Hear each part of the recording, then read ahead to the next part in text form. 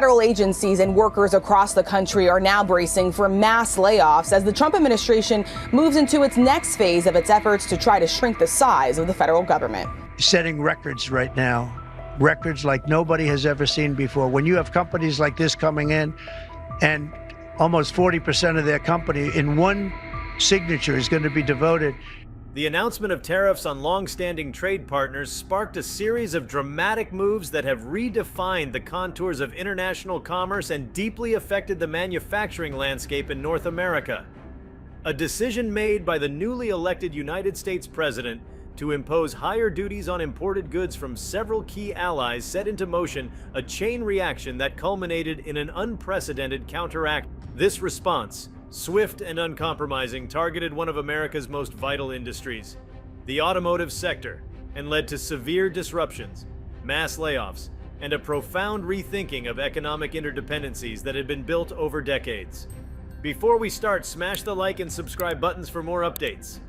The initial move to levy tariffs was intended as a bold statement of national sovereignty and a push towards protecting domestic industries.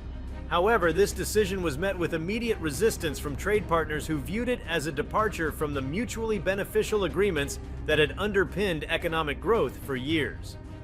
Among these partners, Mexico emerged as a particularly formidable adversary, employing a counterstrike that was as strategic as it was forceful. Mexico's automotive industry, intricately linked to that of the United States, found itself at the center of a geopolitical and economic battle that was as much about national pride as it was about the bottom line. In the months following the tariff announcement, the auto industry began to feel the pressure of disrupted supply chains and rising production costs.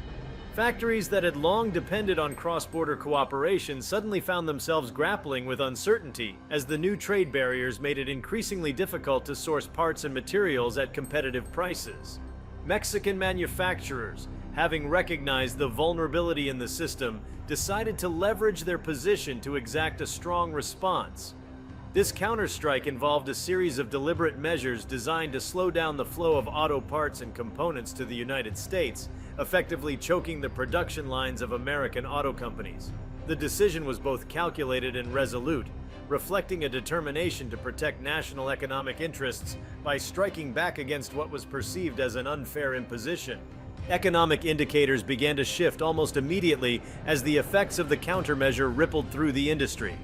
Production slowdowns became more common, and the logistical challenges of securing alternate sources for critical components led to cascading delays across manufacturing plants. For an industry that thrives on just-in-time delivery systems and tight integration of supply chains, even a minor disruption could trigger significant setbacks. As these issues intensified, a palpable sense of unease began to pervade boardrooms and factories alike. The familiar rhythm of production was replaced by a climate of caution, where every shipment, every delivery, and every component had the potential to be the next weak link in a chain that was rapidly unraveling. The direct consequence of these disruptions was felt most acutely on the factory floors and within the communities that depended on the automotive sector for their livelihoods. Mass layoffs emerged as companies were forced to reduce their workforce in order to manage the skyrocketing costs and dwindling production schedules. The once thriving auto industry, a symbol of American industrial might and a cornerstone of the nation's middle class, found itself struggling to adapt to a reality where each day brought new challenges. Workers who had dedicated years to mastering complex production processes and maintaining high standards of quality were suddenly facing uncertain futures. The layoffs were not just numbers on a balance sheet. They represented the erosion of a way of life, the dismantling of communities, and a stark reminder of how rapidly geopolitical decisions could translate into personal hardship. The impact on the broader economy was multifaceted and far-reaching.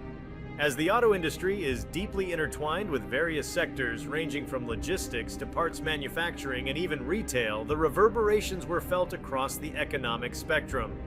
Suppliers who had built their businesses around the consistent demands of auto manufacturers suddenly found themselves grappling with overstocked inventories and reduced orders. The ripple effects extended to financial markets, where investor confidence was shaken by the uncertainty of long-term trade policies and the unpredictable nature of international negotiations.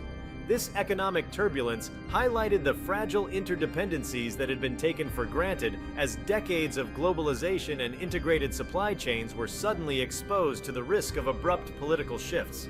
On a strategic level, the unfolding crisis prompted both sides to reassess the foundations of their economic relationships. The Mexican counterstrike was not merely a reactionary measure. It was a statement of intent that underscored the importance of maintaining balanced and mutually respectful trade partnerships. By targeting the U.S. auto industry, Mexico aimed to demonstrate that the nation would not remain a passive participant in a global market increasingly characterized by protectionist policies and unilateral actions. The move sent a clear message that economic retaliation was a viable and potent tool in the arsenal of national strategy. It also served as a stark warning to other countries that might contemplate similar tariff policies, revealing that the costs of such measures could extend far beyond diplomatic rifts and into the realm of industrial collapse and social dislocation. For American policymakers and business leaders, the events that unfolded underscored the necessity of rethinking trade strategies and the risks associated with aggressive tariff policies. The U.S. auto industry, long celebrated as a symbol of innovation and manufacturing prowess, suddenly found itself at the crossroads of international economic power struggles. The counterstrike had laid bare the vulnerabilities inherent in a system that relied so heavily on the free flow of goods and services across borders. As negotiations intensified and each side sought to protect its national interests, it became evident that the traditional paradigms of trade were being challenged by a new era in which economic policy was increasingly driven by political objectives rather than market dynamics. The scenario also raised important questions about the sustainability of economic growth models that hinge on extensive cross-border collaboration. With global supply chains becoming ever more intricate, the interdependence of nations meant that no single country could afford to act in isolation without risking significant blowback.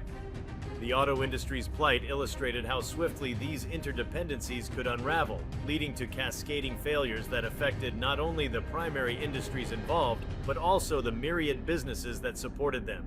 It became clear that the pursuit of short-term political gains through tariffs and counter-tariffs could precipitate long-term economic instability, forcing governments and companies alike to navigate a minefield of potential economic pitfalls.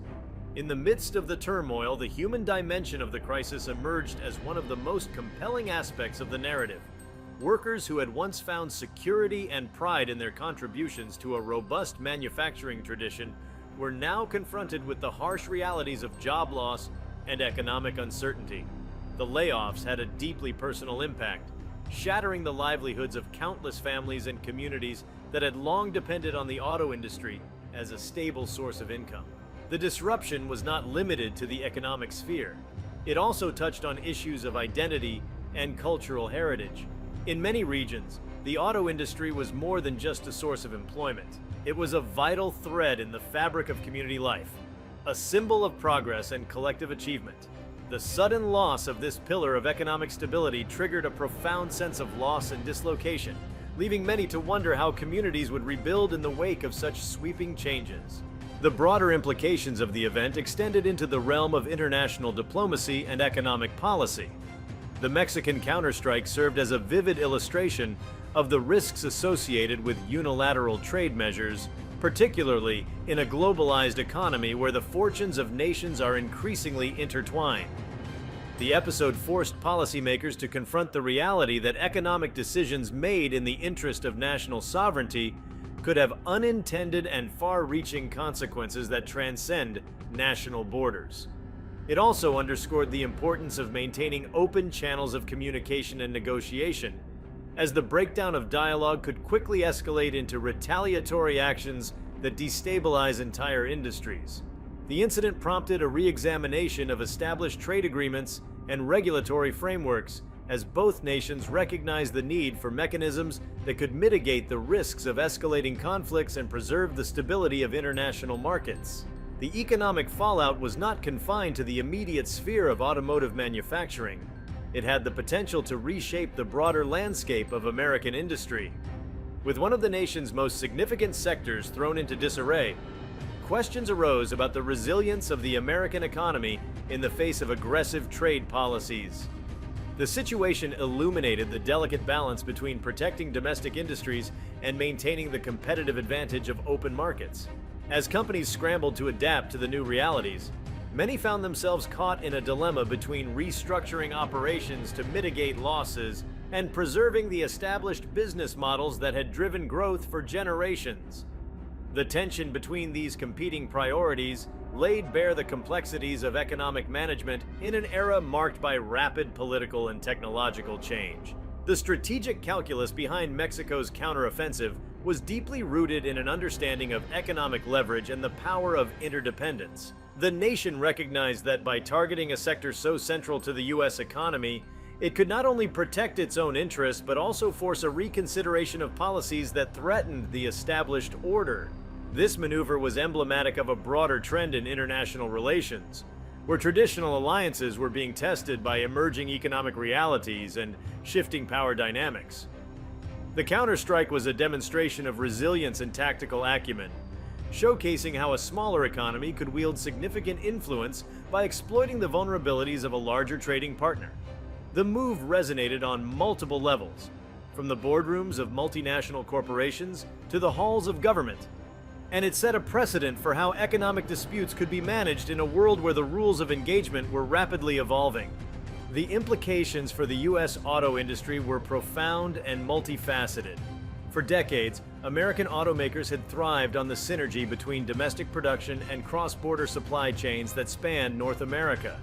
This integrated approach had allowed companies to remain competitive on a global scale, balancing cost efficiencies with high-quality manufacturing processes. The disruption caused by Mexico's countermeasure, however, exposed the fragility of this model. With production lines stalling and supply chains under severe strain, companies were forced to reconsider their operational strategies and explore alternative avenues for sustaining growth. The crisis underscored the need for greater diversification in sourcing and manufacturing, as reliance on a single trade partner became an increasingly untenable proposition in a volatile political environment. The ripple effects of this economic shock were felt not only by the large multinational corporations that dominated the automotive sector, but also by smaller suppliers and ancillary businesses that had long benefited from the steady demand generated by auto production. The intricate network of relationships that had evolved over decades was suddenly under threat, and the uncertainty created by the unfolding events raised concerns about the long-term viability of these business models. The reconfiguration of supply chains and the imperative to mitigate risk led many companies to explore new partnerships, invest in automation, and rethink the traditional models of labor and production. This period of intense upheaval forced an industry steeped in history and tradition to adapt to a new reality where economic resilience required innovation and a willingness to embrace change. Political leaders and economic strategists on both sides of the border were left grappling with the stark lessons of this confrontation. The confrontation served as a powerful reminder that economic policies cannot be crafted in isolation from their global context. Decisions that seek to protect national interests must be weighed against the potential for significant disruptions in international trade relationships. The auto industry, with its complex network of suppliers, manufacturers, and distributors, was emblematic of the broader challenges facing an interconnected global economy. The episode called into question long-held assumptions about the benefits of free trade and the stability provided by decades of economic integration, prompting a serious debate about the future direction of trade policies and the need for collaborative solutions to emerging challenges. Amid the turbulence, both nations were forced to confront the realities of a new economic era, defined by rapid change and heightened uncertainty. The counterstrike had shattered the illusion of invulnerability that many had assumed was inherent in the robust American manufacturing sector, revealing instead a landscape where geopolitical decisions could instantly upend well-established industries. The resulting mass layoffs and economic dislocation were a stark testament to the far-reaching impact of policies that disrupt the delicate balance of global trade. For policymakers, business leaders, and workers alike, the episode became a catalyst for profound reflection on the nature of economic resilience, the risks of unilateral action, and the imperative of crafting strategies that recognize the interdependent nature of modern industry. The events surrounding the counterstrike also sparked a broader discourse on the role of government in safeguarding the interests of its citizens while navigating the treacherous waters of international trade. The clash between protectionist impulses and the realities of a globalized economy raised critical questions about how best to achieve economic security without sacrificing the benefits of international cooperation. In an era when political decisions can have immediate and devastating consequences for entire sectors, the balance between national policy and global market dynamics emerged as one of the most pressing challenges facing contemporary society. The crisis underscored the fact that economic stability is not a given, but rather a fragile construct that can be upended by decisions made at the highest levels of government. The repercussions of this high-stakes confrontation reverberated through the fabric of industrial strategy and economic policy, leaving an indelible mark on the relationship between the United States and its trading partners. As industries reeled from the shock of disrupted supply chains and financial instability, the event forced a reevaluation of long-standing practices that had been taken for granted for decades. It became evident that a more nuanced approach was required, one that balanced the imperatives of national security and economic growth with the need for sustained, mutually beneficial international partnerships. The transformation of the U.S. auto industry into a battleground for geopolitical maneuvering was a clear indicator that the age of unbridled free trade was giving way to an era in which economic interests were increasingly interwoven with political objectives.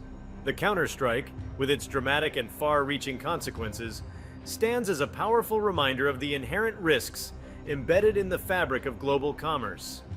It brought into sharp focus the challenges of managing a modern economy where the lines between domestic policy and international relations blur, and where decisions made in one corner of the world can rapidly reverberate across borders.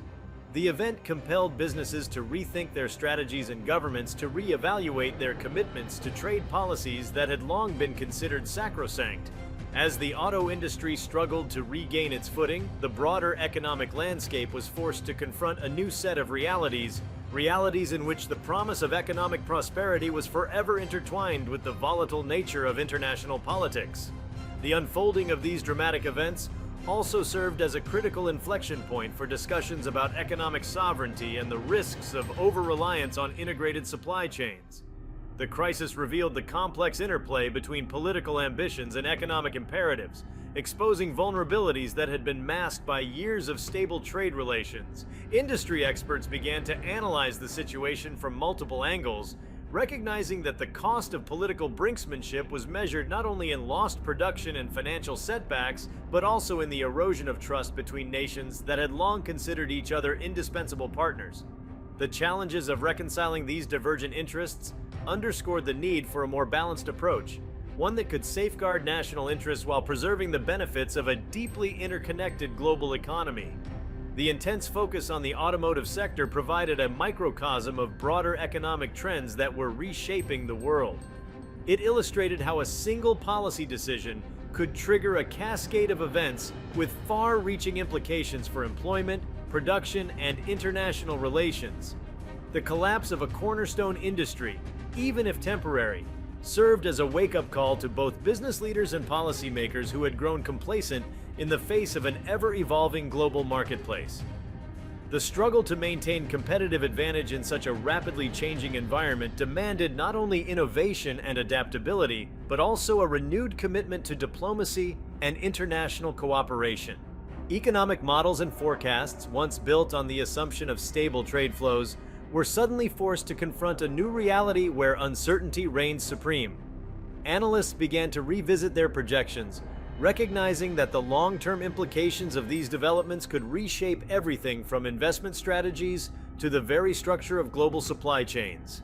The tension between the desire to protect domestic industries and the need to engage in open, competitive markets emerged as a central theme in debates over economic policy. The counterstrike had set in motion a process of introspection and recalibration, forcing all stakeholders to acknowledge that the established norms of global trade were no longer immune to the whims of political change. As the auto industry grappled with the immediate fallout of disrupted production and mounting economic pressures, the broader debate over trade policy took on renewed urgency, The events that unfolded represented not just a clash of national interests, but also a profound challenge to the principles that had long underpinned the global economic order. The complexities of the situation defied simple explanations or easy solutions, instead inviting a more thoughtful examination of the interplay between policy, industry, and the lived experiences of millions of workers. The stark reality was that in a world defined by intricate interdependencies, every decision carried with it the potential to upend established systems and alter the course of history. If you like this video, please give it a like and subscribe to our channel. Also, leave your comments below and tell us, what are your thoughts on Mexico's counterstrike crippling the US auto industry? Will Trump's tariffs backfire? We want to hear from you. Thank you for watching and see you next time.